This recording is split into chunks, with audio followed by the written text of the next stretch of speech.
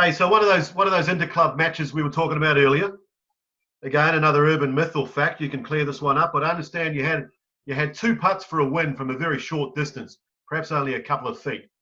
2 putts for the win, and you asked the person, your opponent, was the putt good? And he said it wasn't. So you strolled up to it. You hit it about 20 feet the other way, strolled after it, turned around and binned the next one back from 20 foot and turned to the opponent and said, "Is that good?" No, that is true, eh? That is true. Yeah. And I did it in Auckland at the same thing in Auckland. Okay. The guy, I said to him, I've got a 20-footer, he had a 2-footer. And I said, 2 gimmies. And Tony Proctor said, "Don't, Lance." and he said, "Well, we've had a great game, and we come out with a half each." And he just said straight away, he said, "Nah, so I'm going to beat you." I said, "Oh, sweet then." I hold mine, and he missed his. And I said, "You should have just taken the 2 gimmies. We would have had a half." And he said, "Nah." I was at an amateur at the Hut, and I had Colin Williams. He was a great person for Duncan Cup. He organised all the caddies, and he'd pick them all up and take all the caddies in his van. And he caddied for me this particular day, and we're in the Hut, and we saw the sorry, it was the New Zealand Amateur, and Peter O'Malley won it that year, and the ball rolled into the pine needles, and we saw it go in, but you think we could find it? And Colin smoked, so he threw his lighter and all the pine needles, called it light. And anyway, here's the ball. Carried on as nothing had happened. Yeah, that was Hey, now you've spoken about card tricks. I understand that you might do an impersonation or an impression of Donald Duck. Have you heard a duck sneeze? No, all right.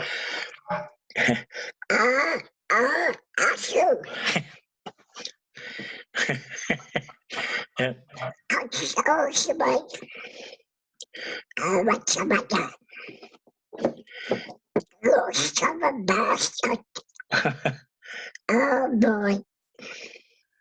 Oh boy. Fantastic, Lance. Good on you, mate. Your favourite hole at Paraparaumu Beach? Oh, you're not going to believe it. My favourite hole's the 8. Okay. Yeah, that the hardest holes are, the 13th, the 17th, and the 5th. They're great golf holes. But at the 8, people just, to me, because I faded the ball, it was just a short fade off the tee, and then I hit this 8, 9 or wedge every day, never went for the stick, and I just hit it to the middle of the green, never had a 10-foot, longer than a 10-foot putt. And to me, it wasn't about playing the hole, it was just pinning that thing out. I don't know, it's a great hole, and a southerly, short, but that could kill a lot of people. Hey, so what took you away from the club? I don't know. I've got a couple of personal things with the Wellington team, and then my brother said, "I've got a job over here." So yeah, because I played, I had Michael Campbell and Scarzy and Max and Tomo, and they all left that year. Right. And then I said to the selectors, because I played 2 and 3, and I had a good track record in the Southland, winning the Southland Invitation as well, and a couple of towers and that. But And I said, oh, number 1 now. And they said, no, you stay at 5. I said, no, I'd really like to go at 1 for the year. And they said, no, sorry. So I said, oh, I just gave up golf. Yeah. So you met Tracy, I understand, and you headed over, like you said. Wayne had a fishing job for you in Martinborough. Is that correct? Yeah. Had a fishing job, and it was good. You know, just out of it, because my whole life I worked for Alan James as well, Right. and then Alan was such a good person to me. He, start at 4 in the morning, finish at 11, then go, and then I went to golf every day. I practiced more than what I played. Okay. But Alan was good, and then I thought, oh, it's time. When we had the tower or the south, I'd go down a week beforehand, learn to play the course as good as I could. Went out on the fishing boats with the King Fisheries of the oyster season boats, because they were a big part of the South Invitational, the big sponsors. I know you've been, you do fishing down at Narwee, and been out there a couple of times in recent years. And whilst it's not called the Narwee Beach Golf Club, it certainly sits right on the beach. It's a stunning place to play golf. Have you played much golf at Narwee? A couple of times. My brother's got the course record, and I'm not allowed to. I'm not allowed to play.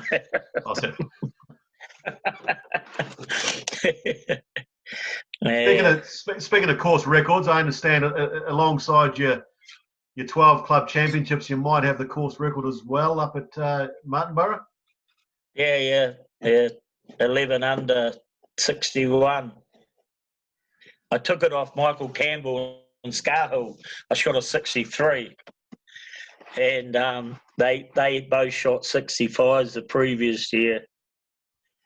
And then one year it was the champions of champions, and Scarzy, he was firing and I was firing, and I was 6 under with 3 to play, and Scarzy's 4 under with 5 to play, and they were behind her, and I birdied 15, eagled 17. Oh, I've got the champions of champions. And Scarzy come in and he said, how'd you go, Lance? He said, you would have had to go good. I said, what was that? He said, oh, I've just had 5 birdies in a row. I said, get out of here. and then we went to the playoff hole, and he birdied that as well. Right. Yeah. What was your best score around Paraparaumu Beach? Not that good. 66s and 5s off the blues, very low off the whites. So recently, you've popped up on our TV screens, Lance, in an advertisement for ANZ. Nearly fell off my seat when I saw it.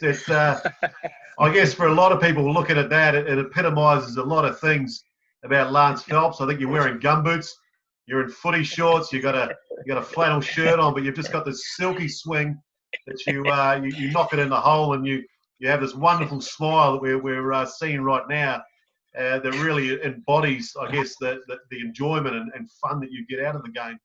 How did this move into television come about? I was a bit lucky out at Narwee. This guy was going power diving, Mark. And I met him, and there's a couple of big waves caught him, and so he pulled him out of the water, sort of thing. Oh, wow, okay. And then I said, go up to I'll go and get you some. So I went and got some powers for him. And then I said, you like come up to my batch? My batch is up on the hill. So we went up there and had a couple of drinks, and then I've got a driver sitting on the side of the deck where I used to just hit balls out to sea. So anyway, he said, can I have a hit? I said, of course you can. I hit, and he got it just to the road. There was another 50 yards to the sea. He said, "You get to the sea?" And I said, "Yeah." Anyway, he said, "You can't." I said, "Yeah, I can." So I hit it out to sea, and then yeah, so we carried on drinking. We had a great day, and he left, and 20-something years later, he said, "Oh, I know a guy for this part of the ad." So he rings me up. It was on a Sunday. It was quite funny. I remember it was about 12 o'clock, and he said, "Oh, Lance, I'm going to put you in a TV ad." I said, "Oh, yeah, I'm busy. Sorry about that." And I hung up on him.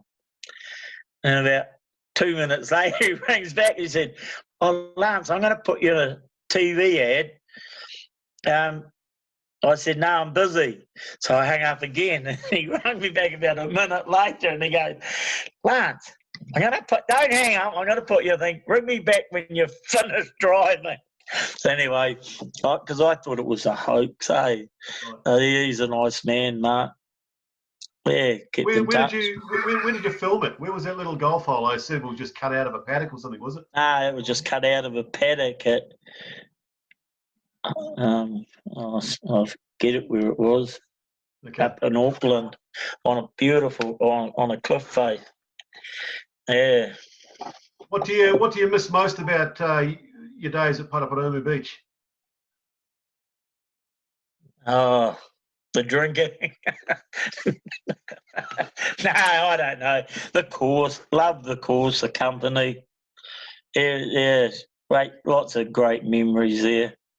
So I understand that you, due to a little bit of poor health, perhaps you hadn't played for 7 years, but you're back playing golf this year, and your wife tells me you shot 80 on your first outing, but you still weren't happy with that. No, there's a lot of stiff parts at the moment. That the lungs are coming better, and so I want to start walking the course again. Yep. I've got to take a cart. Hey, well, I'm just gonna finish the interview off, and it's something that Paul Devonport said to me when we were talking just very recently. I understand if your brother had to put a ring on his sister's finger, you'd be called family right now. But that hasn't happened as yet. But Paul said to me, there may have been better players, but they worked harder to get there. Lance was already there and was one of the most naturally gifted and talented players I've ever seen, which I think is a wonderful testament to Lance, your obvious natural ability.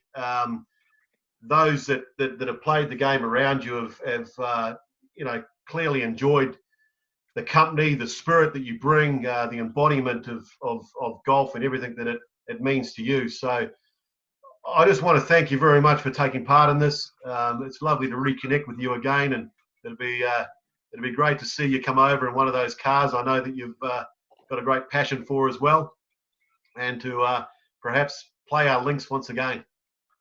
Thank you, Leo. Have a great day.